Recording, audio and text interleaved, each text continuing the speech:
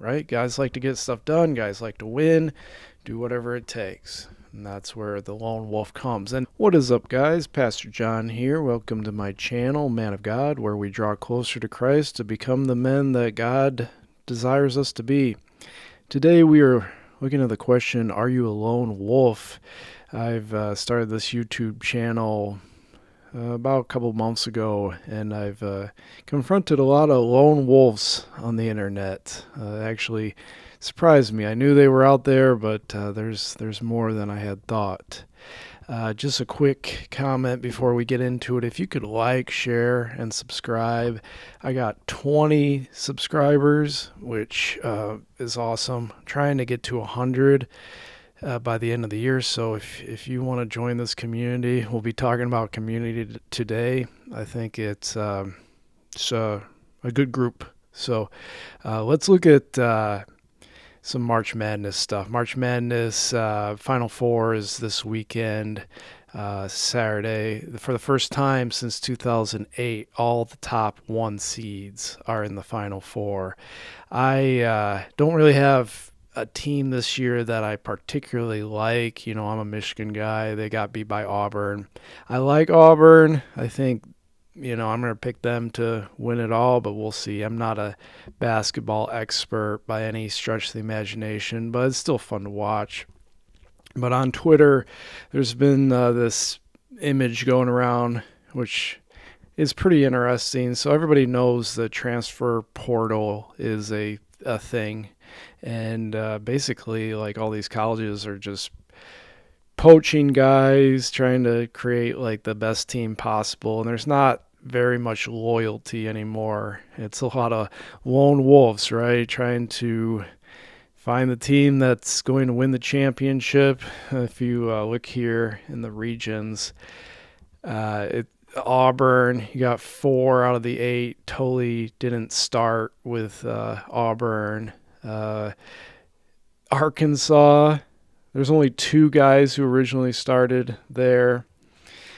And Tennessee's pretty bad, especially because they have an Ohio State guy. BYU, pretty good. Duke, pretty good. Ole Miss, look at that. There's only one person who originally started at Ole Miss in their top 8 players. Michigan is just as bad.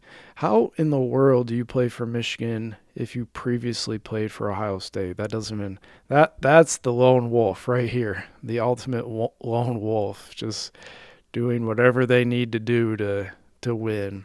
And just a heartbreaking loss. Tough way to end the season. Man, I can't believe we lost that one. I know, man. Season's over just like that. I know. Dang it. Really wanted to win that one. I know. Anyways, so I'm going to enter the transfer portal. What? So, the season ended 5 minutes ago. Oh, is that Coach? Coach, I'm going to be entering the transfer portal. What? All right. Okay. Cool. So, y'all have a good one. All right.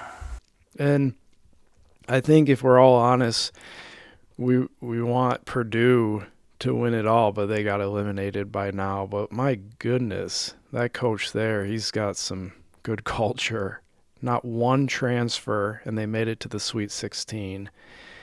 That, in your gut, you're like, wow, that's how it should be. I think the transfer portal is bad in a lot of ways because there's no fidelity, there's no loyalty to a team. If you're a viewer, you almost like have to constantly keep up to date on like who's playing for your team, how much eligibility do they have, are they going to be there next year? It's so fickle. Same thing with football. It takes away from the viewing experience. Like when you got like guys on Purdue, like all these guys are Purdue guys. Like if you're a Purdue fan, you love that. Versus like a Michigan, you have a Ohio State guy, Auburn. It's hard to connect. But I understand the lone wolf, there's benefits, right? You don't have to put up with crap from your coach. If there's drama in the program, you can leave. You do what you want to do. You kind of put yourself first, which I understand that. There's reasons to do that, especially if you're in basketball. You're trying to get to the NBA. You're trying to make money, right? And in real life too, like there's reasons that people are lone wolves. A lot of men are lone wolves because it's just easier in the short term. You can, you don't have to have any people dragging you down, and you can get stuff done, right? Guys like to get stuff done. Guys like to win, do whatever it takes. And that's where the lone wolf comes. And especially this generation, I believe, the Gen Z, Gen Alpha, which is, they're still young, but Gen Z grew up, and millennials, I'll pick on my own generation as well, really grew up in a hyper individualistic culture, social media, very self-centered. And you have young guys coming from that generation, and they have the transfer portal available. And, I mean, is it a surprise? Not really. So that's kind of what I wanted to talk about today. And I wish Purdue was still in the tournament. We'd be all rooting for Purdue. But they lost. That's sports. Even if you have the most loyal team, it doesn't always work out.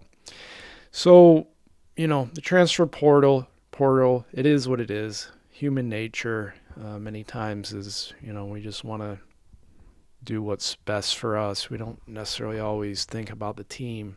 Ready! Blue 20! Blue 20! Hot! Hot! Griffin, let go! Let's go?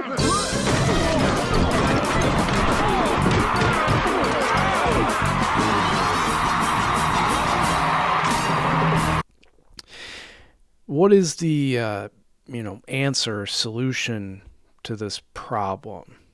For a team, right, like a basketball team, the solution is you need a really strong coach, right, who can unite people under a single message.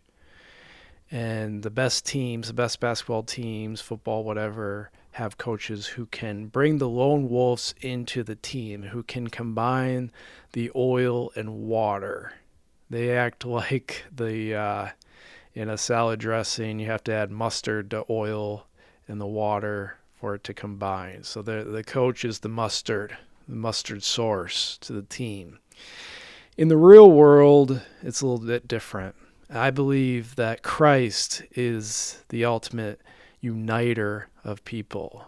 And that's in a good way and a bad way. Christ unites those who worship him, and Christ unites those who hate him, right? Like there's two sides to that. There's the people who love Christ and the people who hate Christ. And Christ unites both of those groups. We read in Ephesians 2:19 how Christ unites his followers. So then you are no longer strangers and aliens, but you are fellow citizens with the saints and members of the household of God. When you accept Christ, you become a child of God. You become a member of Christ's household. John 14:1-2 talks about how Jesus goes to prepare a place in his Father's house for those who follow him. And that's a really just a great picture, imagining being in God's house one day. If you're watching this video, you clicked on it, the title, Are You a Lone Wolf? Maybe you're a lone wolf, maybe you're not. It's kind of a paradox, right? A wolf is naturally meant to be in a pack of wolves. Why is that? Because the environment is difficult. Wolves they can't hunt by themselves. It's a macho idea, like I'm the lone wolf, I don't need anybody's help. So there's that kind of romanticized view of the lone wolf that a lot of men take, especially in today's culture that has that Andrew Tate strand to it. Most men walk the earth with this lone wolf mentality, right? We view the lone wolf as strong, right? The lone wolf is strong. He can handle everything on his own. I think if most men really understood what happens to the lone wolf, because his fate isn't pretty. The lone wolf dies. The pack is strong because of the wolf, and the wolf is strong because of the pack.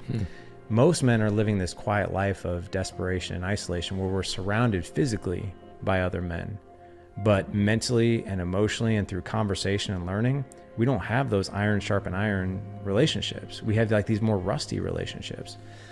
Jesus, he gave us the church. He gave us his spirit so that we don't have to be lone wolves, because being a lone wolf is not a long-term viable option for any person. It has short-term gain, but in the long run, we need others. And church is not necessarily just a building that we go to on Sundays. Church is whenever two or more followers of Christ come together, united in Christ, and they're growing in Christ. That's what church is. It's not any more complicated than that. So many Christian men think that they can walk with Christ by themselves. I'll help by giving you... Hey, wait, whoa! Hey, I don't need your help, okay, lady?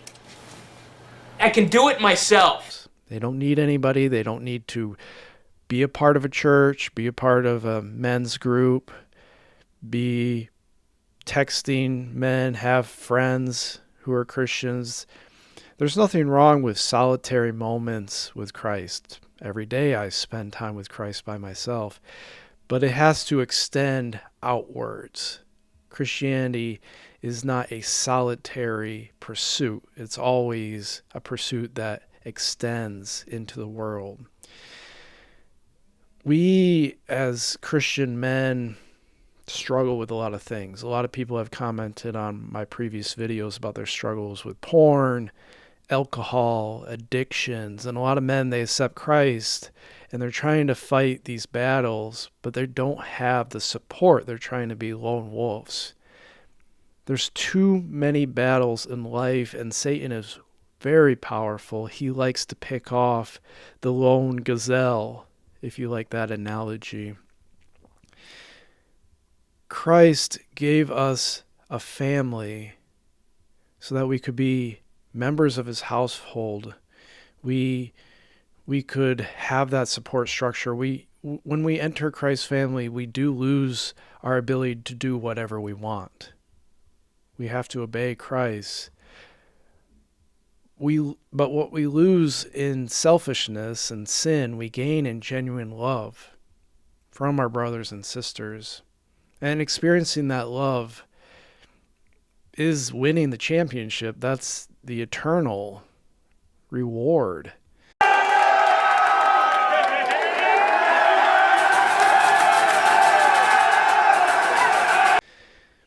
I think every guy should have a starting five, right? Basketball has 5 starters. The Fab Five, Michigan in the early 90s. Every guy needs somebody who they can confess to, that they can text, that they can meet up with, that sharpens them, that supports them. I have a buddy who knows all my struggles, and I confess to him if I've done anything. Not because it's a salvation thing or, I feel like I need to grovel, because he helps me get out of the pit and he makes me stronger. And that ultimately is what I want for you.